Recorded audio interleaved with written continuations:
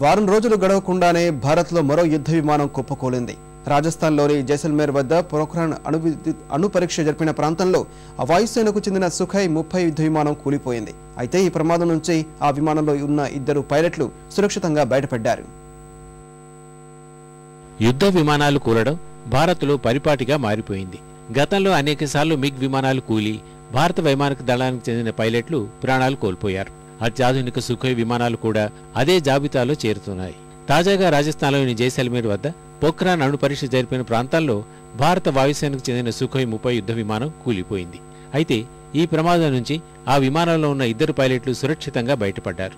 జనావాస లేని ప్రాంతాల్లో ఇది కూలడంతో ప్రాణ నష్టం గానీ ఆస్తి నష్టం గానీ సంభవించకపోవడంతో అధికారులు ఊపిరి పీల్చుకున్నారు.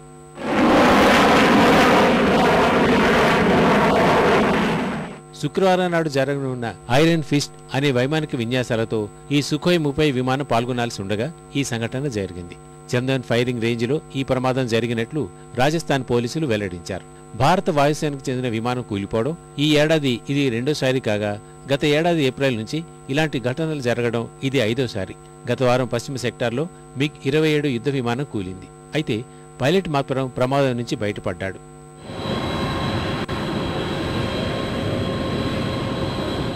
1990లో భారత వాయుసేనలో ఈ సుఖోయ్ విమానాల్ని ప్రవేశపెట్టారు. సుఖోయ్ 30 యుద్ధ విమానం కూలడం ఇది 4వసారి.